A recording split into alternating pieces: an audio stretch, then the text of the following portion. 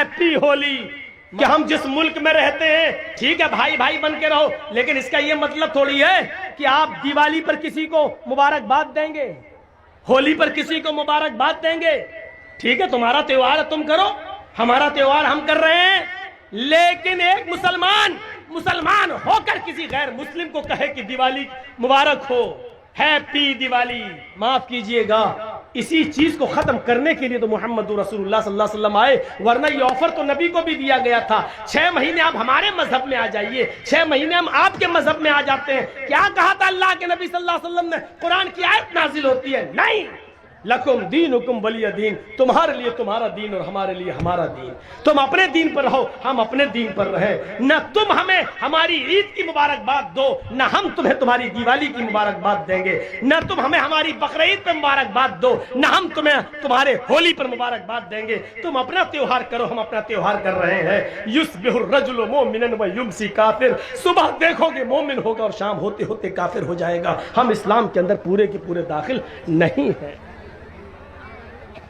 اب پھر کہو گے مولانا صاحب حرج کیا ہے، ہم ایک گاؤں میں رہتے ہیں، ہندو مسلم بھائی چارہ، اگر ہم نے دیوالی کی مبارکباد دے دی تو حرج کیا؟ پھر وہی مسئلہ ہے، جو قانون اسلام نے بنا دیا اس کو فالو کرنا ہے. یہ نہیں دیکھنا ہے کہ اس میں نقصان کیا ہے، اس میں فائدہ کیا ہے. ہماری سمجھ میں آئے یا نہ آئے، ہمیں اسی قانون کو ماننا ہے جو بنا دیا ہے جناب محمد رسول اللہ صلی اللہ علیہ وسلم نے. ٹریفک نیم جیسے لال بتی ہے، ہمیں رکنا ہے، چاہے گاڑی آ رہی ہو یا نہ آ رہی ہو، ہمیں رکنا ہے. جب تک ریڈ نہیں گرین نہیں ہوگی ہم نہیں جا سکتے، جب تک شریعت کی اجازت نہیں ہوگی ہم نہیں جا سکتے، ہم نہیں کر سکتے.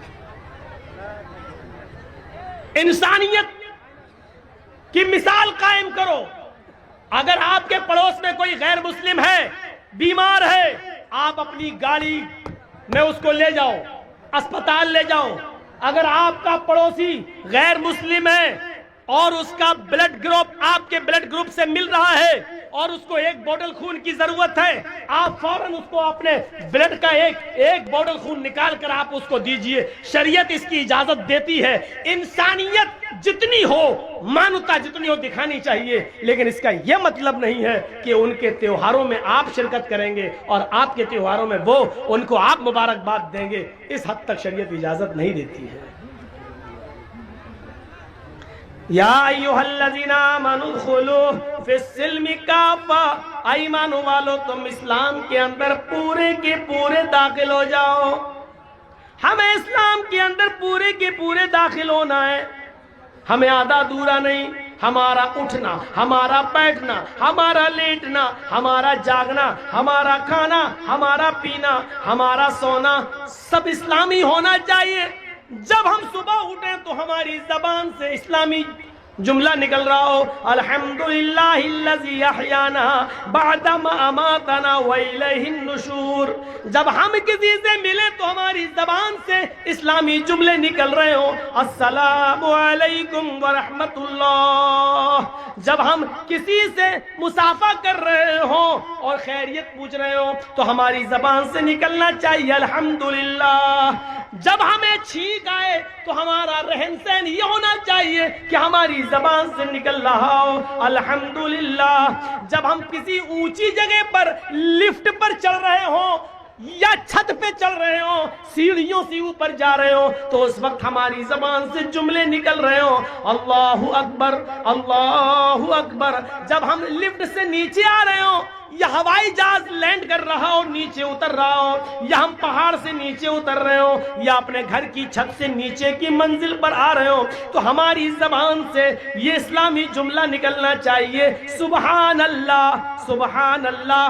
جب ہم لیٹرین میں جا رہے ہو تو ہماری زبان سے دعا نکلنی چاہیے، اللہم انی اعوذ بک من الخبث والخبائث.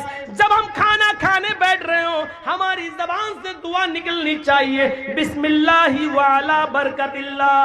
جب ہم کھانا کھا کر فارغ ہو جائیں تو ہماری زبان سے جملہ نکلنا چاہیے الحمدللہ. اللہ کی حمد و ثنا. مسجد میں جائیں تو اللہ کا نام لیا جائے، مسجد سے نکلیں تو اللہ کا نام لیا جائے، ماں باپ سے ملیں تو اللہ کا نام لیا جائے، گھر میں جائیں تو سلام کر کے جائیں. اپنے بچوں کو سلام کروانے کی عادت ڈالیں، اپنے بچوں کو اسلامی ماحول دیں، اپنی بیوی کو اسلامی ماحول دیں، اٹھنا بیٹھنا لیٹنا سونا جاگنا کھانا پینا سب اسلامی ہو. جب بستر پہ سونے جائیں تو دعا پڑھیں اللہم باسمک اموت واحیا. ساتھ میں یہ دعا بھی پڑھ لو 10 بار سبحان، 33 بار سبحان اللہ، 33 بار الحمدللہ، 34 بار اللہ اکبر. یہ دعا جو آدمی پڑھ کر سوتا ہے تو اللہ تعالیٰ ایک فرشتہ مسلط کر دیتا ہے، وہ اس کی حفاظت کرتا ہے رات بھر. تب ہم اسلام کے اندر پورے کے پورے داخل ہوں گے. کوئی گناہ کے قریب ہم پہنچ گئے، اس وقت اللہ کا خوف ہمارے دماغ میں ہونا چاہیے. دنیا کی کوئی طاقت ہمیں دیکھ رہی ہو یا نہ دیکھ رہی ہو، لیکن اللہ تو ہمیں دیکھ رہا ہے. میرے بھائیوں، اس گناہ سے ہم دور ہو جائیں تب ہے اسلام کے اندر پورے کے پورے داخل. ورنہ وہی سمجھا جائے گا بجلی کے کھمبے پر آم کے پیڑ کے چند پتے چپک گئے ہیں، ہماری باڈی پر چند دینی کام ہو گئے ہیں، لیکن ہم جڑ سے مسلمان نہیں ہیں، ہم اپنی بنیاد سے مسلمان نہیں ہیں، ہم اپنے رہن سہن سے مسلمان نہیں ہیں. اور یہاں ہمیں بنیادی طور پر مسلمان بننا ہے، اور اسلام کے اندر ہمارا رہن سہن ایسا ہونا چاہیے، اسلام کے اندر ہم ایسے گھل جائیں، اسلام کے اندر ایسے داخل ہو جائیں. مثال دے رہا ہوں، ذرا سوچیے. پانی کا ایک گلاس ہے، جگ ہے ہمارے پاس، لوٹا پانی کا ایک جگ ہے، اور ایک پتھر ہے ہمارے ہاتھ میں. اس پتھر کو پانی میں ڈال دیا اور رکھ دیا. 2 دن کے بعد آپ دیکھیں گے تو پانی میں وہ پتھر پڑا ہوا نظر آئے گا. آپ چاہیں تو ہاتھ ڈال کر پتھر کو نکال سکتے ہیں اور باہر پھینک سکتے ہیں. پانی میں آپ نے ایک پتھر ڈالا، 2 دن کے بعد آپ نے اس کو نکال دیا. اس کا مطلب کیا ہوا؟ اس کا مطلب یہ ہوا کہ پانی نے پتھر کو قبول نہیں کیا اور پتھر نے پانی کو بھی قبول نہیں کیا. جب تک ڈلا تھا، جب چاہا اس پتھر کو پانی سے باہر نکال کے پھینک دیا. ایسا ہمارا اسلام سے تعلق نہیں ہونا چاہیے کہ جب چاہو تب گھس جائیں اور جب چاہے کوئی ہمیں اسلام سے باہر نکال کر پھینک دے. ایسا نہیں ہونا چاہیے اسلام کے ساتھ ہمارا تعلق.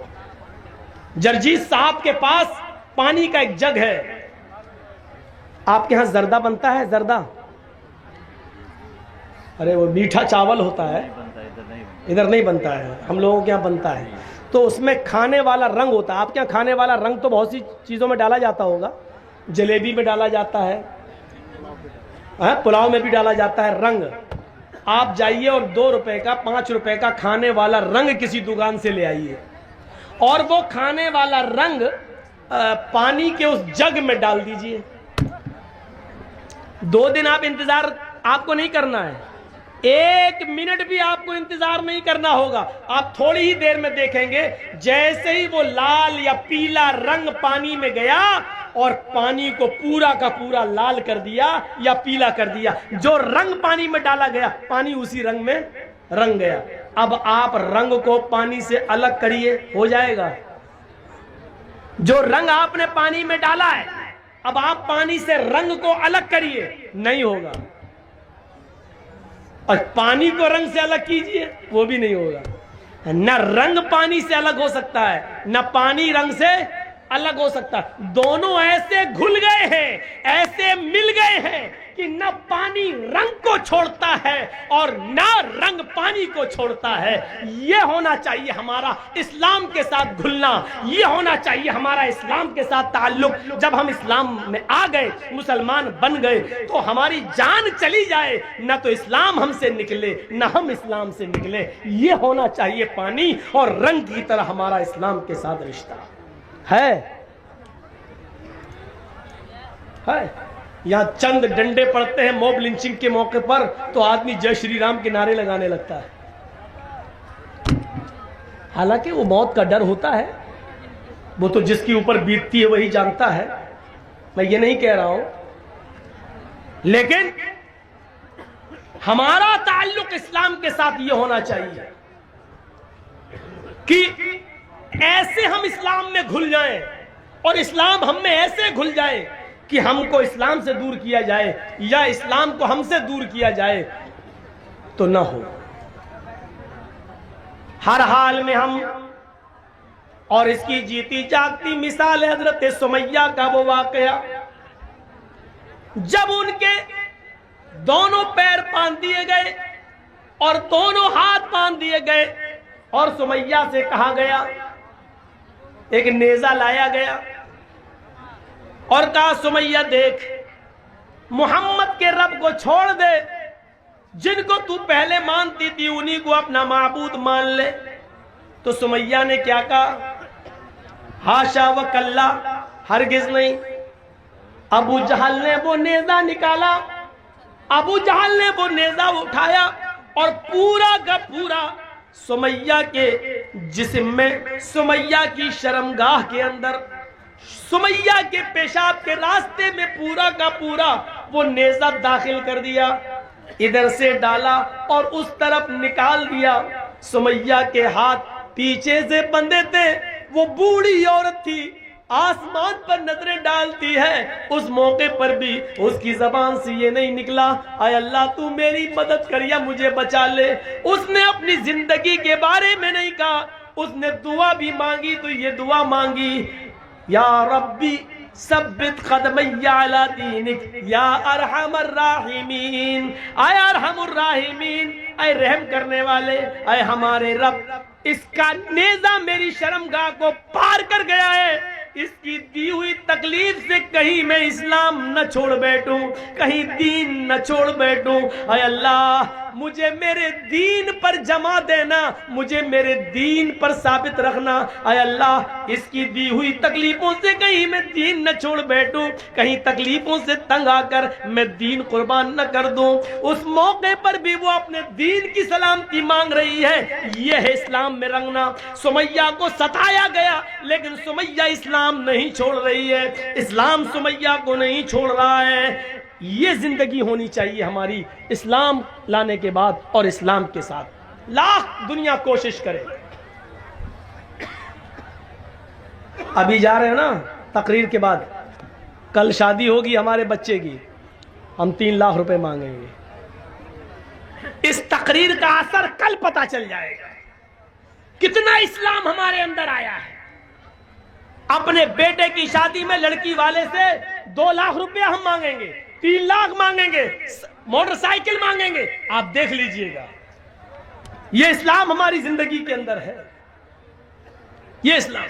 سمیہ کا اسلام دیکھو، اور اس کے بعد 2 اونٹ منگائے گئے، ایک اونٹ کا چہرہ پورب کی طرف کر دیا گیا، دوسرے اونٹ کا چہرہ پشچم کی طرف کر دیا گیا۔ یہ پیر سمیہ کا اس اونٹ سے باندھ دیا گیا اور دوسرا پیر سمیہ کا دوسرے اونٹ سے باندھ دیا گیا۔ ایک اونٹ کا چہرہ پورب کی طرف، ایک کا پشچم کی طرف۔ سمیہ کے دونوں پیر بندھے ہیں، ہاتھ تو پیچھے سے پہلے ہی بندھے ہوئے تھے۔ ابو جہل نے کوڑا اٹھایا، اے سمیہ ابھی ان اونٹوں کو بھگاؤں گا اور تو چیر دی جائے گی، تیرے پیر ایک ادھر ایک ادھر چیر دیا جائے گا اور بیچ سے تیرے 2 ٹکڑے کر دیے جائیں گے۔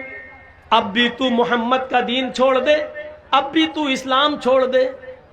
سمیہ نظریں آسمان پہ ڈال کے کہتی ہے، اے ابو جہل مجھے پاگل سمجھ رکھا ہے کیا؟ اسلام میں کیسے گھل گئی تھی، یہ دیکھیے منظر، اسلام میں کیسے گھلی ہوئی تھی وہ۔ کہتی ہے اے سمیہ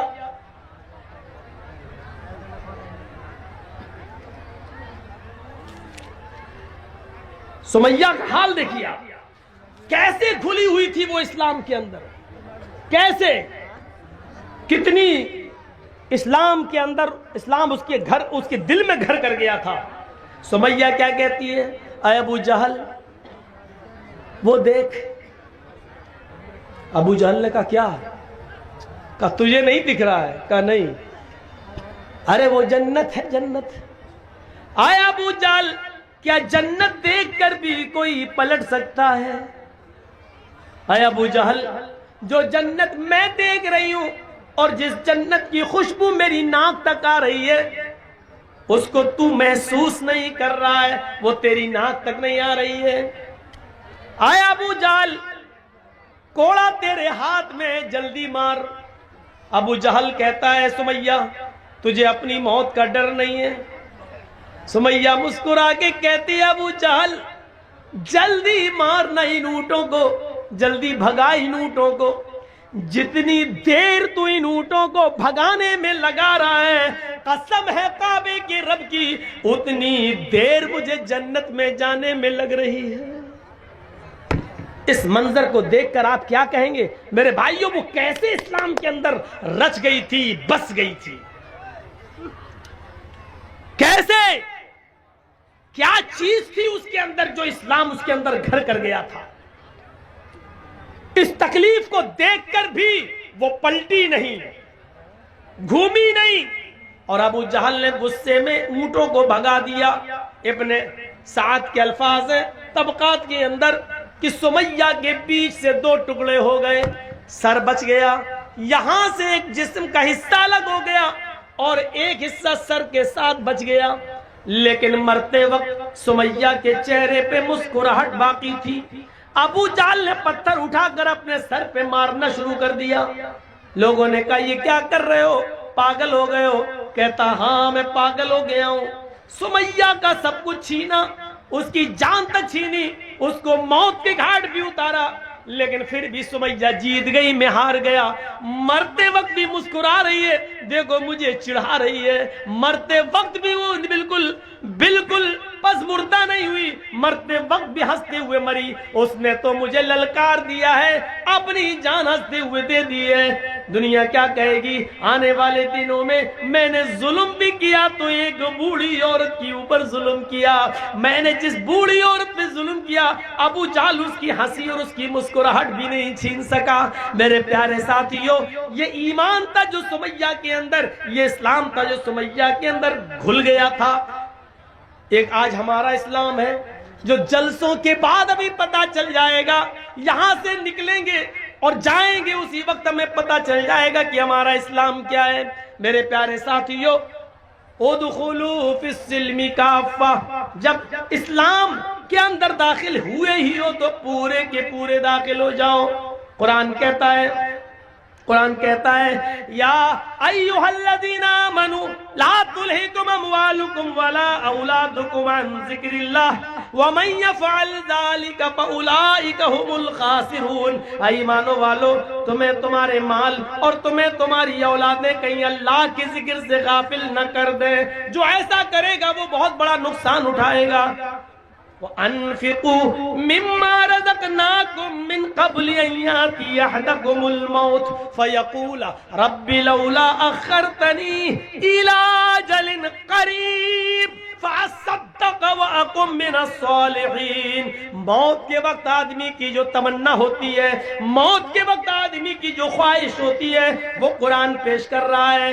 کیا کہے گا؟ اللہ کہتا ہے اس موت کے آنے سے پہلے اللہ کے راہ میں خرچ کر دو۔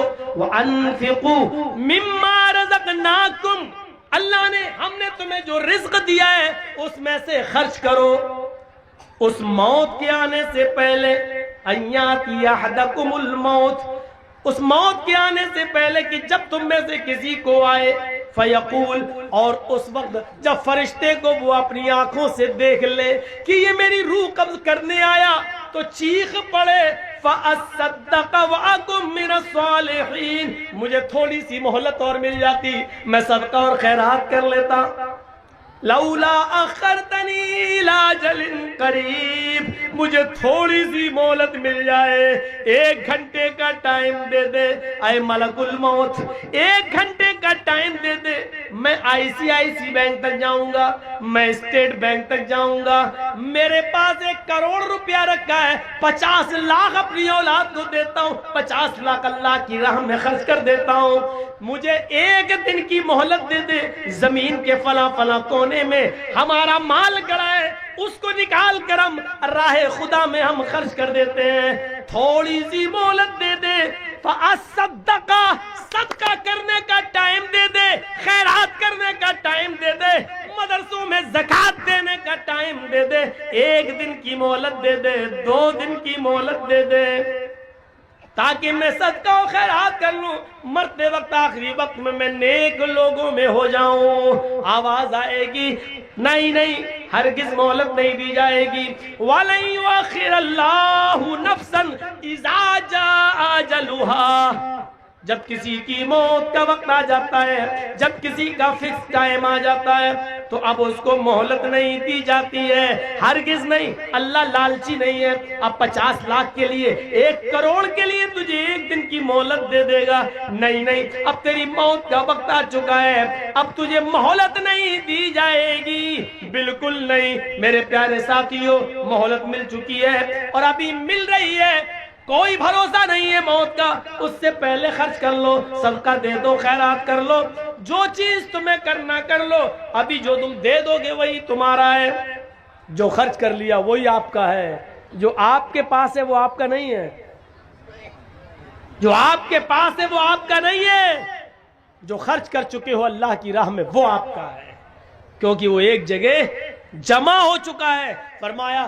جناب محمد رسول اللہ صلی اللہ علیہ وسلم نے، بادروا بالاعمال سبعا هل تنتظرون الا فقرا منسیا او غنى مدغیا او مرضا مفسدا او حرما مفندا او موتا مجہزا۔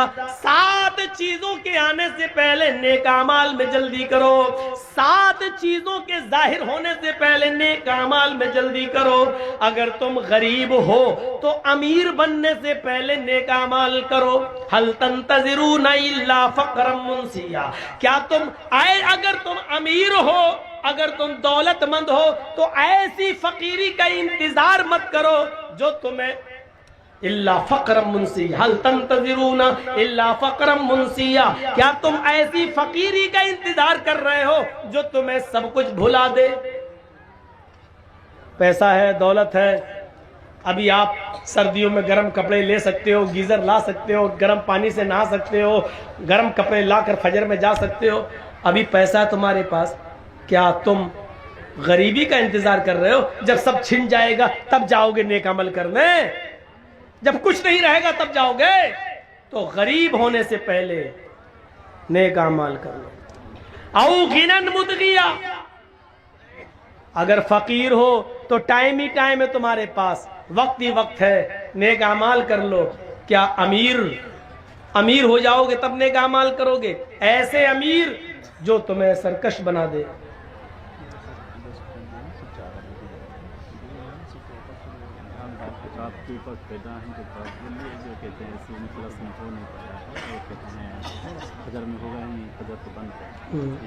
مسئلہ ہو گیا تو کیا کریں؟ خاص کر کے گاؤں کے جو ہیں، کیا کریں؟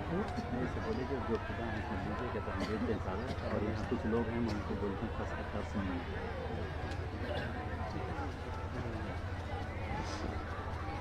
تو ان 7 چیزوں کے آنے سے پہلے ہمیں اور آپ کو نیک عمل کرنا ہے۔ اگر امیر ہو تو غریبی سے پہلے، غریب ہو تو امیری سے پہلے۔ جب غریب آدمی امیر بنتا ہے نا تو ایک دم سرکش ہو جاتا ہے، وہ سوچتا ہم نے اپنے ہنر سے کمایا، تو ایسی سرکشی کا انتظار، ایسی امیری کا انتظار مت کرو۔ او مرضن مفسدہ، تندرست ہو، صحت مند ہو تو مریض سے پہلے، بیماری سے پہلے نیک عمل کر لو۔ اچھے خاصے ہو، نماز نہیں پڑھ رہے ہو، جب ایکسیڈنٹ ہو جائے گا، ٹانگ ٹوٹ جائے گی، تب جاؤ گے نماز پڑھنے۔ او حرمن مفندا، جوان ہو عبادت کر لو۔ کیا ایسے بڑھاپے کا انتظار کر رہے ہو جو تمہاری عقل خراب کر دے؟ جوانی میں نماز نہیں پڑھی، اب عقل خراب ہو گئی، اب جا رہے ہو نماز پڑھنے، پتہ ہی نہیں وضو میں 3 بار دھو رہے ہو کہ 5 بار دھو رہے ہو، سجدے 2 کر رہے ہو کہ 8 کر رہے ہو، عقل خراب ہو، اب جاؤ گے عبادت کرنے۔ او موتن مجہزہ، یا اچانک آ جانے والی موت سے پہلے نیک عمل کر لو۔ زندہ ہو تو عمل کرو، کیا موت کا انتظار کر رہے ہو؟ اب الدجال فشر غائب ينتظر، کیا خروج دجال کا انتظار کر رہے ہو؟ جب دجال نکلے گا تب تم نیک عمل کرو گے۔ اب الساعہ فساعۃ ادھا وامر، کیا قیامت کا انتظار کر رہے ہو؟ قیامت سے پہلے نیک اعمال کر لو۔ تو میرے پیارے ساتھیوں، یاد رکھیے گا، سب سے بہتر چیز ہوتی ہے صدقہ و خیرات۔ جو انسان کی تقدیر میں بہت سی چیزیں لکھی ہوئی ہوتی ہیں، لیکن صدقہ آنے والی مصیبتوں کو بھی ٹال دیتا ہے، آنے والی مصیبتوں کو بھی دور کر دیتا ہے۔ صدقہ اور خیرات تو میرے بھائیوں زیادہ سے زیادہ صدقہ و خیرات کر کے آنے والی مصیبتوں سے اپنے آپ کو بچاؤ. تقدیر میں یہ بھی لکھا ہوتا ہے کہ اس آدمی کے اوپر یہ مصیبت آنے والی تھی, اس کا ایکسیڈنٹ ہونے والا تھا, لیکن یہ فلاں دن ایسا صدقہ کرے گا, اس صدقے کی وجہ سے اس کا ایکسیڈنٹ ٹل جائے گا. یہ مصیبت آنے والی ہے لیکن صدقے کی وجہ سے یہ مصیبت اس کی ٹل جائے گی. یہ سب چیزیں لکھی ہوئی ہیں. تو جتنا چندہ ہونا چاہیے اتنا ہوا نہیں. میں آپ کے درمیان کچھ لوگوں کو بھیجوں گا, اور ابھی کچھ لوگ چلے جائیں چادر لے کر. کم سے کم آپ لوگوں سے میری گزارش ہے, اور اسلام کے بارے میں تقریر سن رہے ہو, آپ نے دوسروں کے کہنے پر جو دیا ہے, لیکن مجھ سے محبت کتنی ہے آپ کو, اور میرے کہنے پر آپ کتنا دیتے ہیں, ایک بار جھولا دیکھنا ہے. آپ چادر لے کے بھیجیے. آپ کے درمیان کچھ لوگ بچے آئیں گے, چادر دے کر بھیج رہے ہیں. آپ لوگ بیٹھے رہنا, بھی تقریر جاری رہے گی انشاءاللہ. اور میں چند احباب کا نام لیتا ہوں جس کا نام اس سے پہلے بھی لیا جا چکا ہے. میں ہمارے ہر دل عزیز عبدالسبحان صاحب سے گزارش کروں گا, ہمارے اسی دائز پر یعنی اسٹیج پر ہی موجود ہیں. آپ مولانا جرجیت صاحب سے ملاقات کریں اور اپنا خصوصی تعاون جو آپ دینا چاہ رہے ہیں, لکھانا چاہ رہے ہیں, آپ پیش کریں. اسی طرح میں فضیلت الشیخ مولانا جرجیت صاحب کے ہر دل عزیز چہیتے ڈاکٹر عالمگیر صاحب سے گزارش کرتا ہوں کہ آپ اپنے تعاون فضیلت الشیخ جرجیت صاحب کے ہاتھ میں دیں. اسی طرح میں جناب شریف الحق بالو گولا سے گزارش کروں گا, آپ اسٹیج پر تھے, ابھی جہاں بھی ہیں آپ سے گزارش آپ اسٹیج میں آئیں. اسی طرح ہمارے پورو مکھیا صداقت علی صاحب سے بھی گزارش کرتا ہوں کہ آپ اسٹیج میں آئیں. اسی طرح حاجی خلیل الرحمان صاحب اور جتنے بھی گاؤں کے ماسٹر حضرات ہیں تمام سے گزارش کرتا ہوں کہ آپ وقت کے نزاکت کو دیکھیں, وقت بہت ہی کم ہے. آپ سے گزارش بلا تاخیر آپ اپنے قیمتی تعاون فضیلت الشیخ مولانا جرجیت صاحب کے ہاتھ میں دے کر ثواب دارین حاصل کریں. تو میں عرض یہ کر رہا تھا کہ ان 7 چیزوں کے آنے سے پہلے ہمیں نیک اعمال کرنا چاہیے. موضوع میرا ہے اسلام کے اندر پورے کے پورے داخل ہو جاؤ. تو آج میں نے جو مثالیں دی ہیں آپ کو کہ ہمیں فائدہ ہو یا نہ ہو, ہمیں قانون کو پر عمل کرنا ہے جو قرآن نے اور حدیث نے بنا دیا, جو محمد رسول اللہ نے ہمیں دیا. دوسری چیز ہم نے یہ بتائی کہ چند پتے بجلی کے کھمبے پر اگر گر جائیں تو بجلی کا کھمبا آم کا پیڑ نہیں ہو سکتا. اسی طریقے سے چند عبادتیں کر لینے کی وجہ سے ہم پورے مسلمان نہیں ہو سکتے ہیں. ہمیں پورے کے پورے مسلمان ہونا ہے, اور اسلام کے اندر ہمیں پورا کا پورا داخل ہونا ہے. اور تیسری چیز ہم نے یہ بتائی, اسلام کے اندر ہم ایسے گھل جائیں جیسے پانی کے اندر رنگ گھل جاتا ہے, پھر رنگ کو پانی سے نکالا جائے یا پانی کو رنگ سے نکالا جائے تو دونوں ایک دوسرے سے الگ نہیں ہو سکتے ہیں. اسی طریقے سے اسلام ہم سے نکالا جائے یا ہم سے اسلام کو دور کیا جائے تو ہماری جان چلی جائے, لیکن اسلام ہم سے نہ جائے. تو یہ چیز ہمارے اندر ہونی چاہیے. اسلام اپنی بہت سی خوبیوں کی وجہ سے مشہور ہے جو دوسرے مذاہب کے اندر نہیں ہے. آپ دیکھیے, اسلام ہمیں برابری کا سبق دیتا ہے, اسلام ہمیں مساوات کا درس دیتا ہے. آپ دنیا کے کسی بھی جگہ چلے جائیے, آپ یہاں تک کہ مندروں میں بھی چلے جائیے تو وہاں پر پہلے برہمن آئے گا, پھر چھتری آئے گا, پھر ویش آئے گا, پھر شودر آئے گا. ایک ساتھ پوجا کرنے کی برہمن اور شودر ایک ساتھ پوجا نہیں کر سکتا ہے. آپ کسی بھی مندر کا آپ جائزہ لے کر دیکھ لیجئے. ٹرین میں آپ چلے جائیے, آپ کی اپنی سیٹ, لیکن ایسے بہت سے لوگ مل جائیں گے جو آپ کو آپ کی سیٹ سے اٹھا دیں گے, چلیے ہٹو ہم بیٹھیں گے, زبردستی گھس جائیں گے. اس اسٹیج پر بھی آپ کسی کو بھی اٹھا سکتے ہیں اور کسی کو بھی بٹھا سکتے ہیں, لیکن مساوات کا درس اسلام نے ایسے دیا ہے کہ اگر آپ مسجد میں نماز پڑھنے کے لیے گئے اور آپ بہت غریب ہیں لیکن آپ اگلی صف میں اگر بیٹھ گئے اور اگلی صف بھر گئی تو آپ کو اس ملک کا بادشاہ اگر مسلمان ہو جائے یا سعودی عرب کا بادشاہ جو مسلمان ہے اگر وہ بھی جائے تو اگلی صف سے کسی غریب کو اگر ہٹانا چاہے تو بادشاہ کا باپ بھی اس کو اگلی صف سے نہیں ہٹا سکتا ہے. اس غریب آدمی کو جو اگلی صف میں بیٹھ گیا ہے اس کو کوئی نہیں ہٹا سکتا ہے. اب بادشاہ کو جہاں جگہ ملے گی وہیں اس کو نماز پڑھنا پڑے گی. یہ اسلام نے حق دیا ہے. تم اپنے گھر میں کسی کو بھگا سکتے ہو, اپنے گھر میں کسی کو اٹھا سکتے ہو, اپنی پنچایتوں سے اٹھا سکتے ہو. یہ مسجد ہمارا گھر ہے اور ہمارے گھر میں آئے ہوئے سب برابر ہیں, فقیر بھی اور امیر بھی, غریب بھی اور بادشاہ بھی. لہذا جو پہلے آیا اگلی صف میں بیٹھ گیا اس کو بھی زیادہ ثواب لینے کا حق ہے, اور بادشاہ بھی اس کو اگلی صف سے ہٹانے کا پاور نہیں رکھتا ہے. یہ مساوات کا درس اگر ملے گا تو اسلام کے اندر ملے گا. حضرت عمر فاروق جب یروشلم جا رہے تھے اور یروشلم سے بیت المقدس تک جب اونٹ کا سفر کر رہے تھے تو اونٹ کے اوپر کچھ سامان لدا ہوا تھا, اس لیے اونٹ کے اوپر ایک ہی آدمی بیٹھ سکتا تھا. سامان لدا ہوا تھا, ایک ہی آدمی بیٹھ سکتا تھا. تو حضرت عمر نے یہ قانون بنا دیا, بیت المقدس تک جاتے ہوئے 1 میل تم پیدل چلو گے میں اونٹ پر بیٹھوں گا, پھر 1 میل میں پیدل چلوں گا تم اونٹ کے اوپر بیٹھو گے. تو ایک بار حضرت عمر بیٹھتے تو ان کا غلام اونٹ کی لگام پکڑتا, 1 میل کے بعد پھر حضرت عمر اونٹنی کی لگام پکڑتے اور ان کا غلام بیٹھتا. ایسے ہوتے ہوتے جب بیت المقدس آ گیا, سامنے دکھنے لگا, اس وقت حضرت عمر فاروق کی باری آ گئی کہ تم کو اونٹ کی لگام پکڑنا پڑے گی, اور غلام کی باری آ گئی کہ ان کو اونٹ پر بیٹھنا ہے. غلام کہنے لگا امیر المومنین اگر اس وقت آپ اونٹنی کی لگام پکڑیں گے تو آپ کی عزت کا جنازہ نکل جائے گا, کچرا نکل جائے گا. میں آپ کا غلام ہوں, آپ بیٹھے رہیے, میں اونٹنی کی لگام میں ہی پکڑتا ہوں. حضرت عمر فاروق اونٹ سے کود گئے, نیچے آ گئے, غلام سے کہا تم بیٹھو, میں تمہاری وجہ سے, میں بے عزتی کی وجہ سے اس جنازہ نکل رہا, میری عزت کا کچرا, اس وجہ سے میں اسلام کے انصاف کا مڈر نہیں کروں گا, مساوات کا مڈر نہیں کروں گا, سمانتا کا مڈر نہیں کروں گا. بیٹھو. اپنے غلام کو بٹھایا, حضرت عمر اونٹ کی لگام پکڑ کے چل رہے ہیں. حضرت عمر اونٹ کی لگام پکڑ کے چل رہے ہیں, وہاں کچھ یہودی کھڑے ہیں, کہہ رہے ہیں لوگوں سے کہ آئے مسلمانوں, کیا تمہارا امیر المومنین وہ ہے جو اونٹ کے اوپر بیٹھا ہوا ہے؟ اور مسلمان بیت المقدس کے پاس جواب دیتے ہیں نہیں نہیں, میرا امیر المومنین تو وہ ہے جو اونٹنی کی لگام پکڑ کے چل رہا ہے, اور وہ جو اونٹ کے اوپر سوار ہے وہ تو اس کا غلام ہے.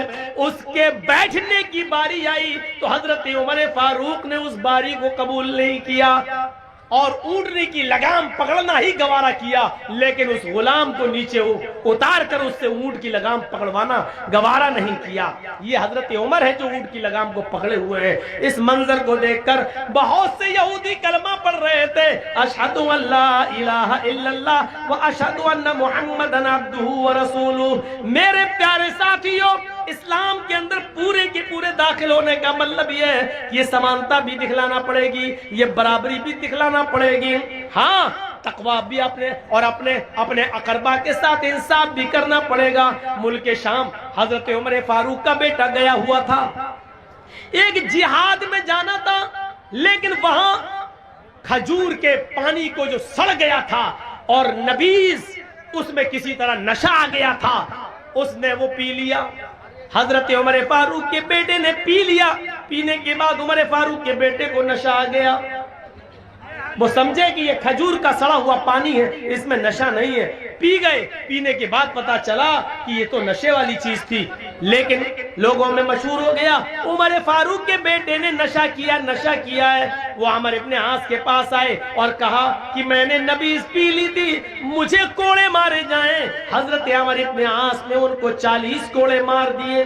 40 کوڑے جب پڑ گئے تو حضرت عمر فاروق کو مدینے میں جب پتا چلا کہ میرے بیٹے کو 40 کوڑے مارے گئے, اس نے نشہ کر لیا تھا, تو ایک گھوڑا بھیجا, اسپیشل گھوڑا, اور عمر ابن عاص کو ایک لیٹر لکھا, گورنر صاحب میرے بیٹے کو اس گھوڑے پر بٹھا کے واپس کر دو اور مدینے میں بھیجو. جب عمر ابن عاص نے عمر فاروق کے بیٹے کو مدینہ میں واپس کر کے بھیجا تو بیٹا سوچ رہا تھا کہ میرے باپ خوش ہوں گے. باپ نے ان کو گھر میں ان کی ماں سے نہیں ملنے دیا, کہا بیٹے ادھر آؤ, ادھر کھڑے ہو جاؤ. میں نے سنا ہے کہ تم نے ملک شام کے اندر نبیذ پی لی تھی جس میں نشہ آ گیا تھا۔ بیٹے نے کہا ہاں۔ کہا پھر تمہیں سزا ملنی چاہیے 40 کوڑوں کی۔ کہا میرے ابو وہ تو مجھے عمر ابن عاص نے 40 کوڑے مار دیے، میرے پیٹھ پہ پڑ گئے ہیں، میں آپ کا بیٹا ہوں، بے انصافی کیسے کر سکتا ہوں؟ 40 کوڑوں کی سزا تو میں نے ملک شام میں اپنے اوپر کھا لی۔ حضرت عمر نے کہا نہیں بیٹے، وہ سزا نہیں مانی جائے گی، سزا وہ ہوگی جو میں تمہیں دوں گا۔ پھر 4 جلاد متعین کیے اور چاروں کے ہاتھ میں ایک ایک کوڑا دے دیا، اور ایک جلاد سے کہا 10 کوڑے مار کے تم ہٹ جانا، پھر دوسرا جلاد مارے گا، دوسرے سے کہا 10 کوڑے تم مار کے ہٹ جانا، پھر تیسرا مارے گا، تاکہ جو کوڑوں کی سختی برابر رہے اور کوئی تھک نہ جائے۔ اس لیے ایک آدمی 40 کوڑے نہیں مارے گا بلکہ 4 جلاد زور زور سے 40 کوڑے ماریں گے۔ جب 40 کوڑے پڑ گئے تو بیٹے نے کہا ابو کیا یہ بے انصافی نہیں ہے کہ 40 کوڑے میں نے ملک شام میں کھائے، پھر یہاں آنے کے بعد بھی مجھے 40 کوڑے مارے گئے، آخر پھر مجھے وہاں ملک شام میں کیوں مارے گئے؟ وہ کوڑوں کا کیا ہوگا جو میں نے وہاں کھایا؟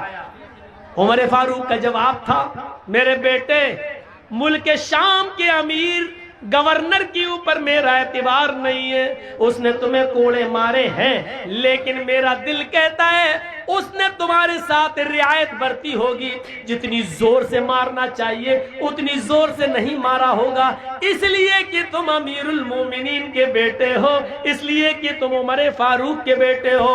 میں نے سوچا کہ وہاں تمہیں پکا اور سچا انصاف نہیں ملا ہوگا، آج ملا ہے، میں نے 4 جلادوں سے 40 کوڑے پڑوائے ہیں تمہیں۔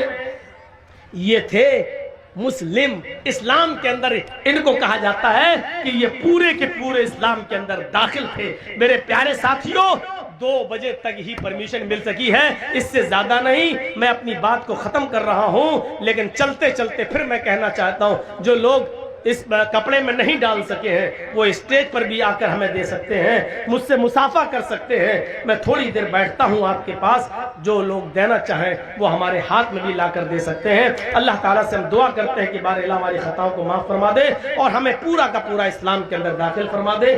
یہ اسلام کے اندر ہمیں پورا کا پورا داخل فرما، جب تک زندہ رکھ، اسلام پہ زندہ رکھنا، اور جب ہمارا خاتمہ ہو تو ایمان پر ہمارا خاتمہ فرمانا۔